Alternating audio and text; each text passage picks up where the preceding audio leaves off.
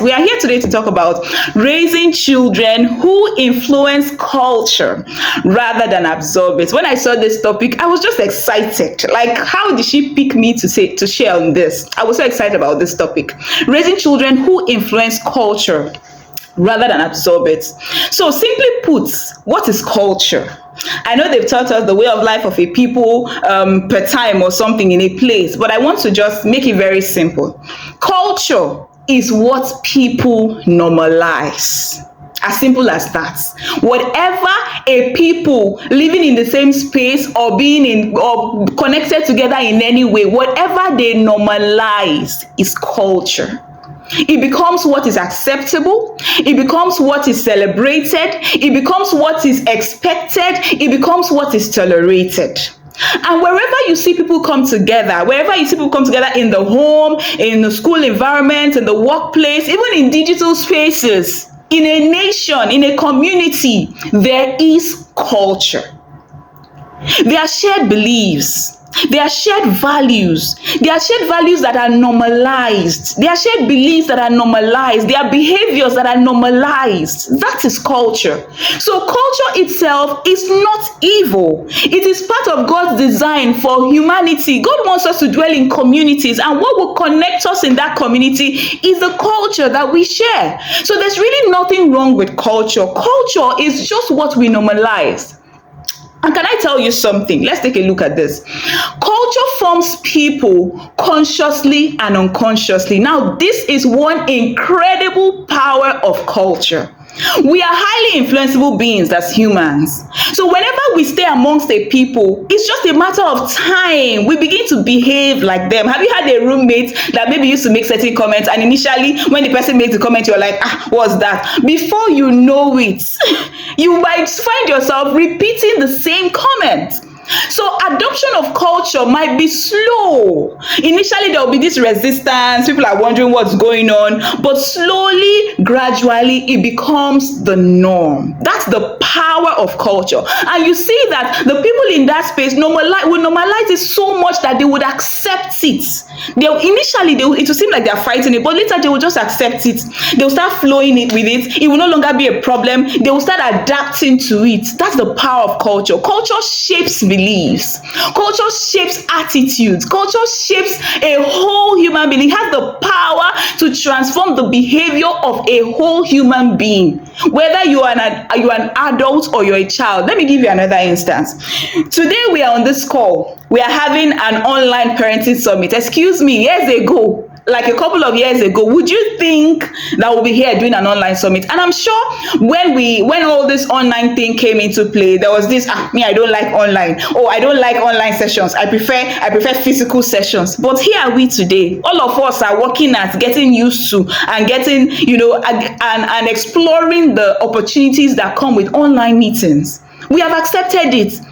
Before it was, what they say, they will tell children, okay, don't take phones to school, and when you enter the church, put off your phone. Now, church is in the phone, school is in the phone, Bible is in the phone, time is in the phone. So whether you like it or not, we are now in church and people are with their phones. You will complain, put down your phone, but it's just a matter of time. You will get to see that we all need phones in church, and we would adapt to it. So culture, initially there might be a drag, but slowly, certainly, the outcome or the effect of culture always passes. That's the power of culture. Now, you can look at this thing and you cringe, but you can also look at this thing and it's like, wow, culture is incredible. It's something incredible. It's something that if we understand how to explore, we can do a lot with culture, with shaping culture. But then before we go on, let me point to this. Every culture is shaped by an underlying spiritual belief. Now, it's either what is shaping that culture is aligned with God's value system, or it's in rebellion with God's value system. There is no middle ground. It's either it is aligned with God's value system or it's in rebellion. So it now truly matters who is shaping the culture. Now, that is just where the bone of contention is. Whether there's culture or there will be culture, whether culture will shape human behavior is not a question. every human being, including you and I, will be shaped by culture. And we are adults, we know some things. Yes, culture is still shaping us. How much more children that are still malleable, children that are just absorbing things? We will all be shaped by the prevalent or the predominant culture in the environment that we find ourselves. In the schools our children go, they will be shaped by the culture that is prevalent there. In the community you live, they will be shaped by the culture prevalent there. In the nation that you live, children, adults will be shaped by the culture prevalent there. So that's not a bone of contention. We will all be shaped by culture. We are all shaped by culture. But I think the concern here is, who is the one engineering the prevalent cultures? Who is the one shaping or influencing the culture where we and our children find ourselves beyond our family? You can say, okay, you take control of what's happening in your house, but everything doesn't happen in your house. They go to school, they go to church, they go to the neighborhood to buy something. Like, everything cannot be found in your house. So we are all forced to interact with the environment outside us. I still want to ask this question.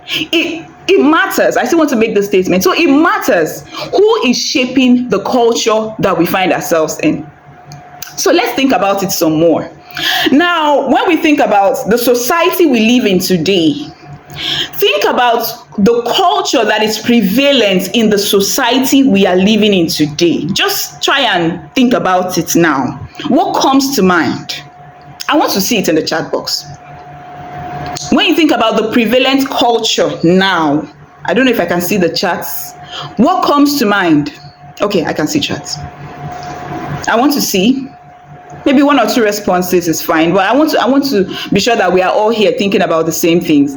When you think about the culture in the nation that we live, in the society that we live, in the world that we live today, the world is now a global village. So you cannot just be thinking about the culture in your village. The world is now a global village. Things can be normalized in the whole world and it will affect everybody. What comes to mind when you think about the prevalent culture now? I want to see one or two responses. Hope everybody is permitted to chat. Thank you. Somebody said self-indulgence. Another person said godlessness. Thank you. I'm sure more things. Self-indulgence, godlessness, it's what comes to mind. Now, and can I tell you something? From this statement, as we see that every culture is shaped by an underlying spiritual belief, if godlessness is shaping the culture, it tells us that the people that are influencing the culture, majority of the people influencing the culture are godless people. Majority of the people influencing the culture are people that are self-indulging. It's as simple as that. It's as clear as that. So whatever culture that is predominant in an environment is telling us something, that the people actively influencing culture in that environment are people who are rebelling against God. If you get into a space that there's a culture of godliness, high values, morality and all in that system, it tells you that the number of people influencing culture, the majority of people influencing culture in that place are value-driven, godly people. I like what's on the next slide.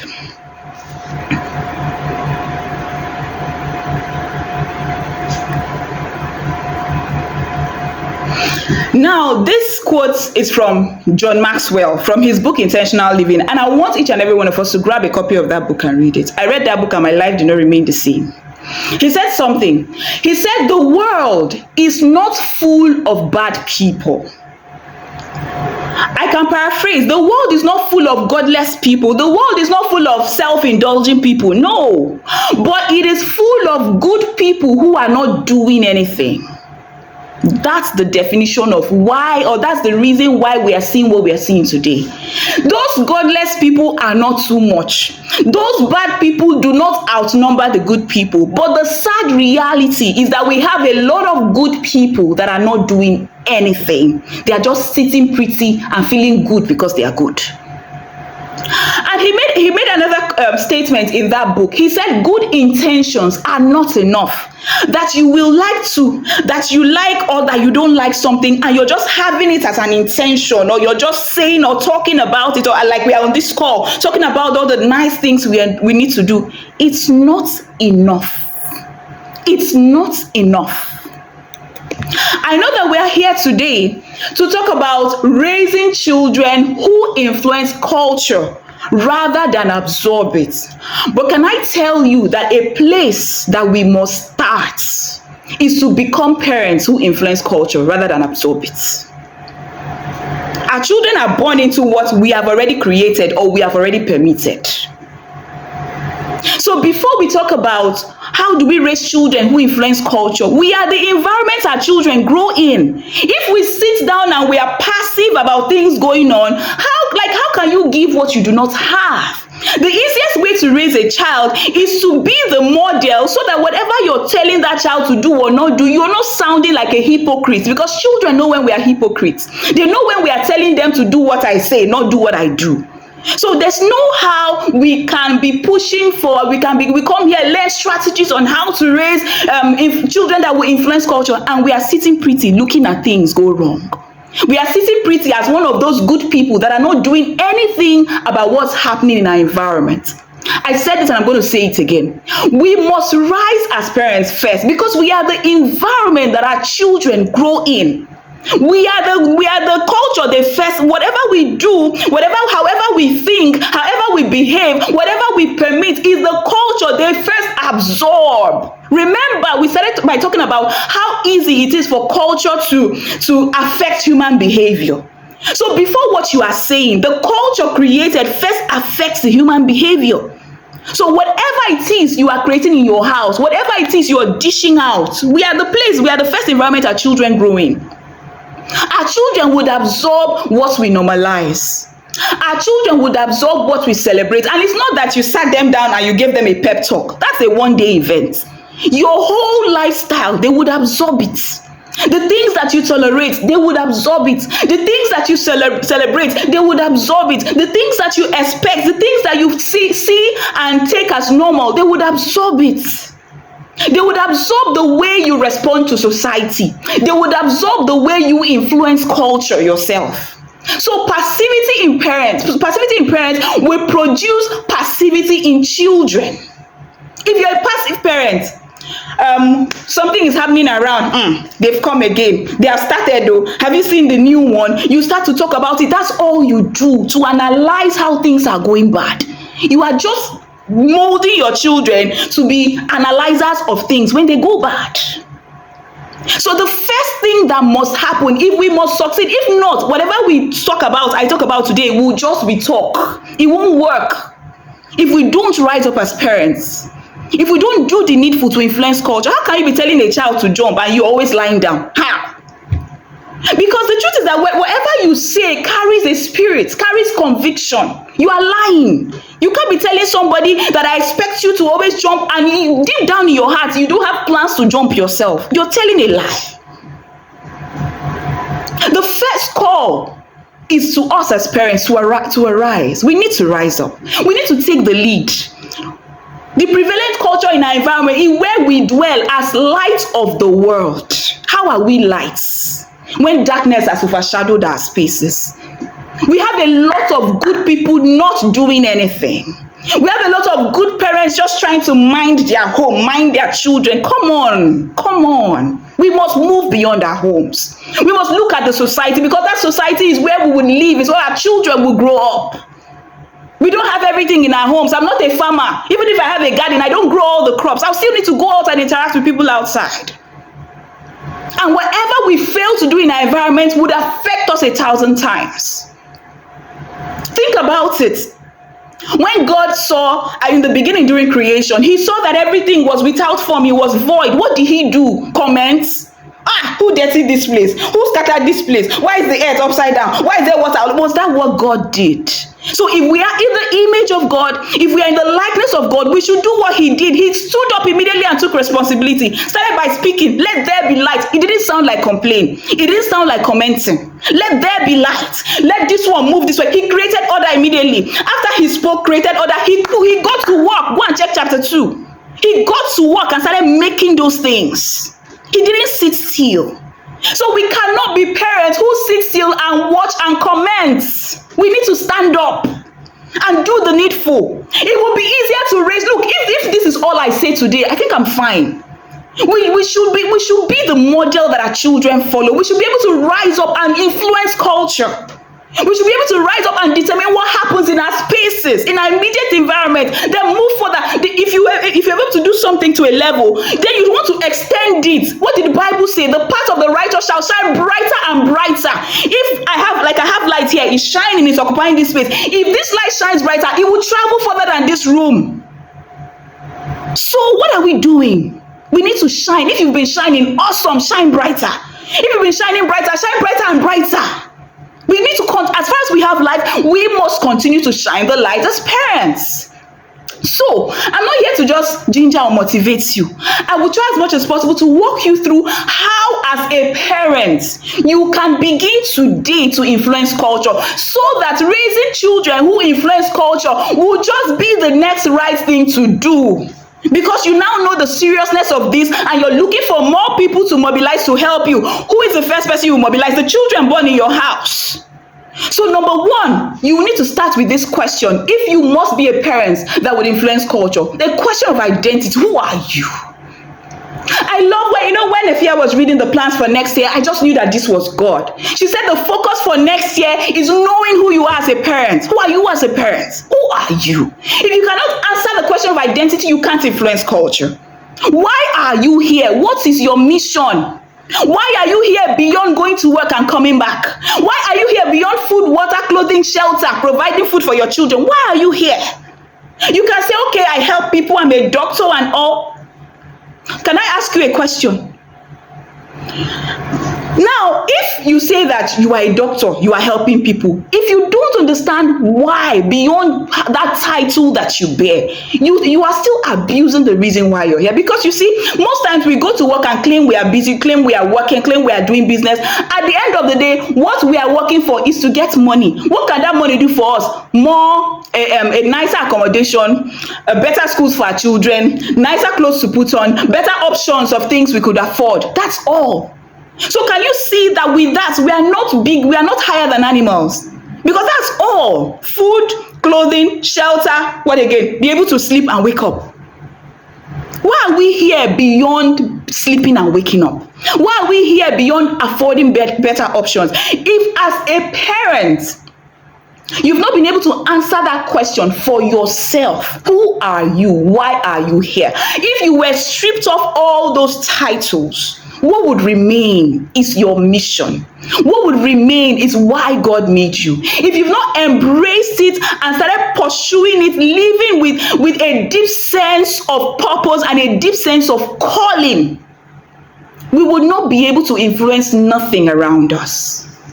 To be able to influence culture, you must be driven by purpose. You must be driven by a sense of calling. I know we are at the point of the year when we are now setting goals, goals for next year and all.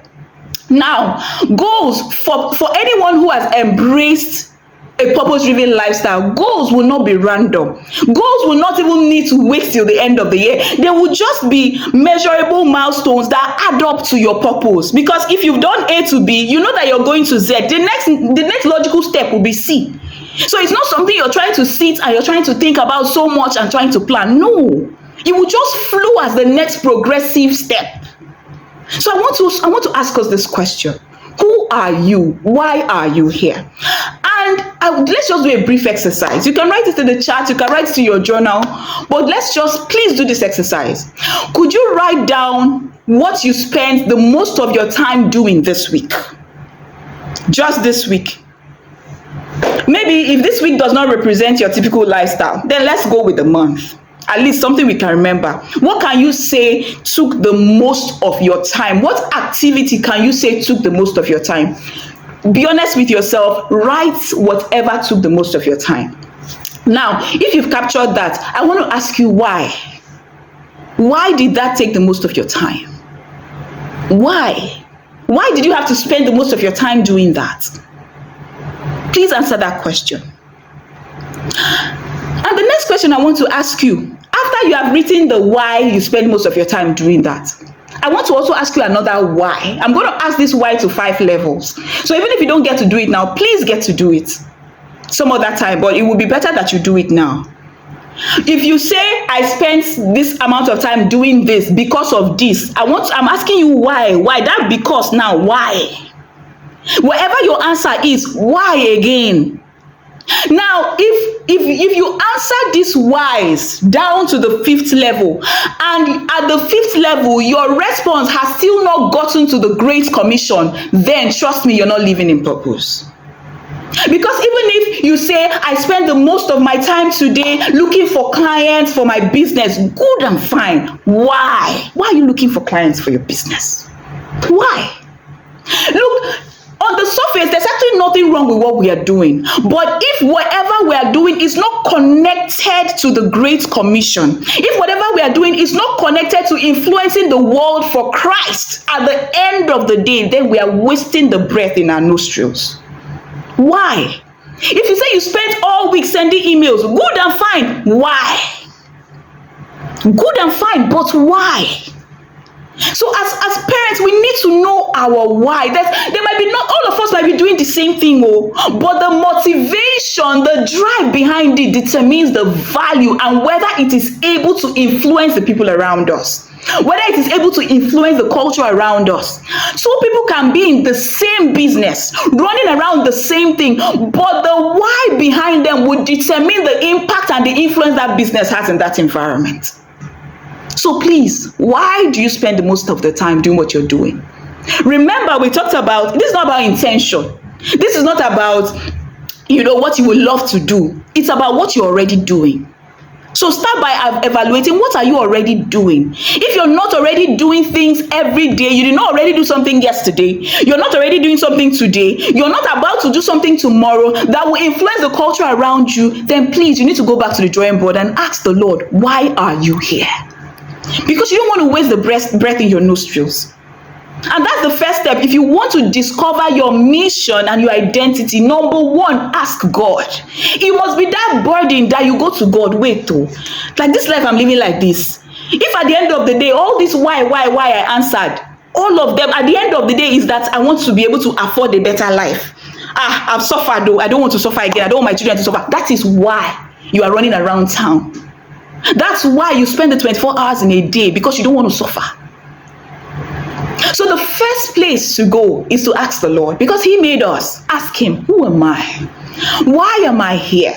And an instance I like to give is whenever you have a device, let's say somebody sent you a device, something that you have not used before, or you just unbox something and you want to find out the functionality or the purpose of that thing. What do? You pick up the manufacturer's manual. That is like why that thing exists, how that thing is supposed to function, what is inside that thing, all of that, how you even care for the thing is in the manufacturer's manual. That is what you do when you ask God. You access the manufacturer, who is the creator of man. But then notice number two, observe yourself. Because when you unbox that thing, the normal thing to do is that you open the manual side by side, the equipment. You don't throw the equipment and then you're reading the manual like a textbook. You go for 31 days fasting, you're just fasting, praying. No, you have to bring that device side by side, the manual.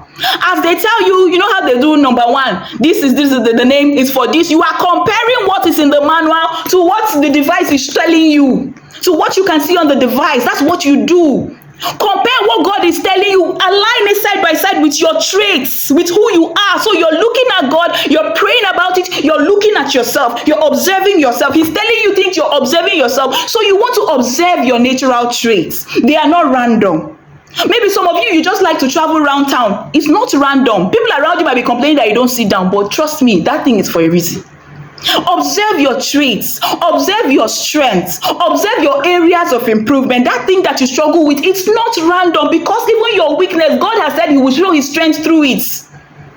What are your temperaments? What's your personality traits? Then number three, observe the patterns in your life. Those patterns are pointing to something, because sometimes as humans, we get too busy, we don't sit, we don't pause and think. We need to do a lot of pausing and thinking if you want to discover mission. Observe the patterns in your life. This has been happening. It happens at this time. It happens at that time. It is not random. A message is coming. But you don't do that in isolation. You do that in communication with God. Think about it like the manual and the device. You must be going back and forth both. Both of them needs to be in front of you. Observe your passion. Observe your past experiences. Observe your proficiencies. For you to have taken pain, time, money to go and study something in school, it is not random. Something drove you there. That thing that drove you there has a connection to why you exist. Nothing about you is random. Then number 4, develop the needed character. Because the truth is that every untrained character is a disaster going somewhere to happen. Even if you have a strength, every untrained strength becomes a weakness because it's untrained. So you want to now submit yourself to develop the needed character. If you know that you have so much drive, and because of that you easily get irritated, you get easily angry and pissed off when people are slowing down around you, then you need to develop it, because that so much drive might be detrimental. Then number 5, develop the necessary competencies, because I wrote something. A calling without competence leads to frustration. You are called to do something, but you're not competent. You will put in so much energy. It's like using a blunt axe to cut wood. You put in so much energy, but it won't yield, because you've not developed competence, especially the times and season that we live in. Knowledge has increased. You cannot keep doing the same thing the way our grandfather did it, and you think you get the same result that he got. And it's that bad that you cannot even do the same thing you did this year, the way you did it next year. It's that bad. Like, the knowledge increase is going too fast. So as somebody who wants to be of influence, you must love knowledge. You must pay for resources. You must pay for books. You must pay for programs. You must go to people who have at least gone the path you want to go, whose light has shone brighter than yours, and say, please, how did you get this done? You must sign up for programs like Auntie Na is talking about. You must attend certain sessions to open your eyes, to build the competence. If not, you'll be frustrated with your calling. You wonder whether God actually called you, or whether this mission, you're actually the one supposed to fulfill it.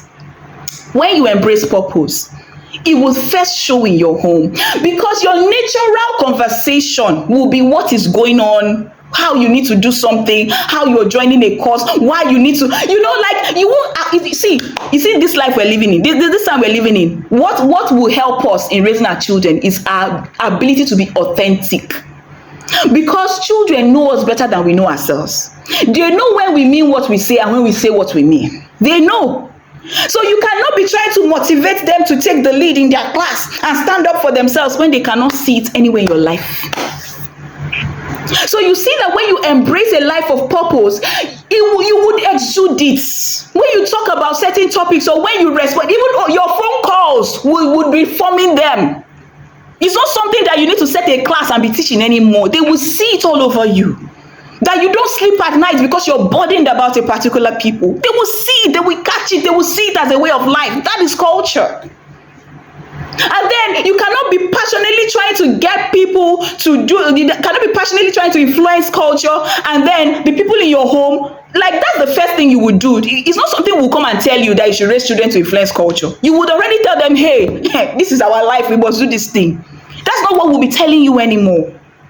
So please, that's number 1. So number 2, build confidence in your children. Now you have embraced purpose. You're living a life of mission. Number 2 is that you want to build confidence in your children, because they need all the audacity necessary if they must step out and do something. Remember, there are good people who are not doing anything. So if we've trained them in values, we tell them what to do, all the spiritual activities, they're able to do it, and they don't have audacity, they will be amongst those good people who are not doing anything. So we need to ensure that we are building confidence in our children. How? What are the practical ways that we can build confidence in our children? Now, first is where we also started from with the parents. Train them to be self-aware. They need to know who they are. They need to know their natural strength. They need to know that this one God gave me. This is how he made me. Train them to be self-aware from as you begin to train, because you see, even when we guide adults in self-discovery, we ask, what were your childhood competencies? Because it counts. It counts. So now there are children in your house. Train them to be self-aware. Let them know who they are. Let them know their temperament, the strengths and the areas of improvement that come with it. Let them understand themselves, how they lead, how they learn, how they love. They need to know themselves. Number 2, you want to create an environment at home that is emotionally safe for your children, not where you're always shutting them up. They can't talk. They must jump if you say jump. You need to allow them question you. Not I'm talking, you dare not talk. Because anybody who must influence culture must be able to ask daring questions. Must be able to question status quo. It starts by how they are able to question your own decisions as well. So allow them question you. Create an environment that they feel safe to explore. They feel safe to speak up. Because if you cripple their confidence, in my community, somebody was talking about how her child is so daring. Her child doesn't fear, so she has to use the cane. I said, hello, do you want your child to fear you? You want to instill fear in your child?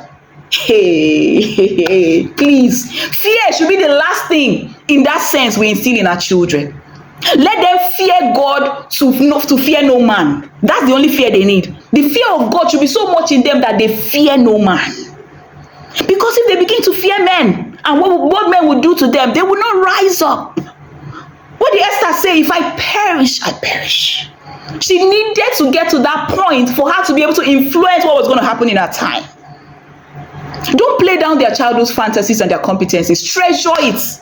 Let them know it's possible. Let them know they can do it. Let them know they have what it takes. It builds their confidence. Focus your attention on forming their identity. Two things that are important when I talk about identity: who God made them to be, who they are in Christ, and the other one fires me up when I think about it: who Christ is in me. Oh, when you know who He is in you, you will be daring. When you know that, see, even as I came here, first thing I told myself, I said, I'm not alone. There is a God in me that does the work. I am not alone. So they must know who they are in Christ and who Christ is in him. Because who Christ is in me can manifest differently from who he is in you. Yes. We don't carry all. That's why we need ourselves. There's interdependence. Because he manifests differently in me from how he manifests in you. So they need to know. So you want to begin to, as you train every day, you're focused on that identity. They need that identity to build the confidence to influence culture. Children who know who they are. Children who know whose they are. You heard me say I'm not alone. Children who know whose they are, who they are, why they exist, are not easily influenced by culture. They are the influencers. They are the ones that influence culture. Oh, I don't want to. I can stay here. That's the truth. They are the ones that influence culture. We talk about the men of Issachar. Like whenever you want to talk about understanding times and seasons, what comes to mind? The men of Issachar. Issachar was one man. One man. Issachar is the name of a human being, one person. We talk about it so much that we don't even realize it's a human being anymore. We think it's a group of people. One man that had children, he had descendants, and he passed that divine mandate through them. For how many years till today we talk about men of Issachar? Why? They lived a life of purpose. They understood that their stake, or their why God made them was to create strategy. Till today, in fact, it amazed me that we name God after some men. When I thought about it, my head scattered. I said, these men worked so closely with God. They worked so closely in purpose that till today we say God of Abraham, Isaac, and Jacob. What is that? That's influence over generations. So can we be that? Can that be what is before us? And look, when we have certain pictures before us, we cannot rest. Like this kind of give him no rest till I make Jerusalem a praise on the earth. I don't know, how did that scripture say it again?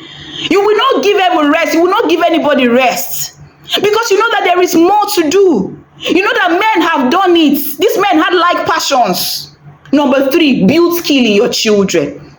Because you see a confident child that doesn't know anything, hey, you will be influencing culture with nonsense.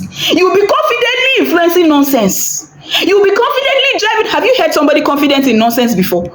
Confidently talking OP out of point. Confidently having people follow you to do nonsense. So you see that confidence is not enough. You see that you want to build skill in them. Now you might have trained them in values, and then they are now confident. They are value driven. They are confident, but they don't have the skills and the tools to thrive in this time. There was a time in Israel that there was no tool. There was no weapon. It was only one man that had weapon. Tell me, how do you think that battle went for them? It was terrible. Only one man had weapon. So with their tools that are needed in this time and in the time that they would even be living in that we don't know yet. So we need to train them not just to build competence but they need to know how to build competence for themselves. Because you say, okay, now it's AI, they should go and learn AI. Oh, now it's robotic, they should go and learn robotic. Do we know the one they will be learning in their time that is relevant? Because trust me, all those things are not useless. So they need to know them. I was telling my children, I say it's not about whether you want to end up in tech or you don't want to end up in tech. Where tech is going to now is like reading and writing. The same way, if you don't know how to read and write, you are illiterate. If you don't know how to manipulate tech, you are illiterate. That's where the world is going. So it's not about whether you want to be a tech person. That is what literacy is now. That's where we are going to. So you must train them, build skill in them, structure your home training system. I know we're talking about education here. Education is not for the school. Oh. The school is supposed to support what you are doing, what I'm doing, how we are educating our children. The primary responsibility to educate children remains with the parents, because you now determine whether the school you're sending them to matches what you're trying to create or build. Structure your home training system. You must have a home training system. You must have a discipleship system at home, a system that builds responsibility and self-discipline in your children. Because you see, discipline is another skill. You don't want to raise an indisciplined child, because an indisciplined child will mess up their season of influence. Look at Joseph. What if he was indisciplined? He has already built competence. He had some values. He has risen to the throne. Then because he did not have discipline with a woman, he would have messed up that thing. Did it not happen to Samson? Did it not happen to Esau? Discipline with food though. His own was food, porridge. He couldn't wait. Hunger doesn't kill anybody. So we need to set up our home system, our training system, to raise disciplined, responsible, confident children. We must develop their temperaments. Every temperament has weaknesses and areas of improvement. We won't let them slide. Because that's how they are. It's their natural wiring. Natural wiring can be developed. That's what a growth mindset is. You know that yes, naturally you struggle with this, but you can build it. Build competencies beyond the school. I've said that. Expose them to experiences that shape their perception, because you see, mindset is very important. Those people that went to spy the land, oh, we are as grasshoppers in their own eyes. Hello. We need to train children who will see, in fact, if it means them seeing themselves through another person's eyes as giants, I'm as giants in their eyes. Yes. That they need to have the right perception of self. They need to be able to have the right perception of experiences. When things happen, they shouldn't have the victim mindset. They don't like me. They don't like me when I speak. Who cares? Who should care whether they like you or they don't like you? How many people like Jesus? So there are mindsets that we want to begin to build in our children. Build the right perception. Build their critical thinking, build their social intelligence. Because anybody who is an influencer, he has people skills. Build their social intelligence, build their financial intelligence too. Because you see, that one can mess somebody up. If you're not intelligent financially, build their spiritual intelligence. So it takes parents who shape culture to raise children who shape culture. Simple. So it is a call for us to rise up and be the shapers of culture. And guess what? It takes a family with a strong, intentional culture to raise children who are not swallowed by the negativities of the culture around them. So it starts with your home. Build the culture in your home intentionally. Let the culture in your home be purpose-driven, God-driven, values-driven. So that when they come out and see things that don't align with the house, they are raising their eyebrows and they are wondering what's going on here. What can we do about it? And I'm going to end with this scripture. This was the scripture Antina shared with me. I thought to add it. You are, I am, we are the light of the world. A city set on a hill that cannot be hidden. Let nothing hide our lights. We cannot be lights and be put under the bushel. Let us create the platforms for ourselves and stand and shine and ignite more people to shine, because my light is not enough. But imagine if we all come together in one space and we are all beaming. what will happen? The prevalent culture around us would actually be the one of godliness. It will be one of values. It will be the one of grace. It will be the one of the spirit. And in fact, the culture of heaven will rule on the earth. His will actually be done. And then our children are living in that same environment. What do you think will happen to them? They will catch the same spirit. Thank you, thank you, thank you, thank you, thank you so much. That's all from me. Oh, wow. Amazing, amazing, amazing. Shall we give it up for Leslie? Shall we show her some love in the chat box?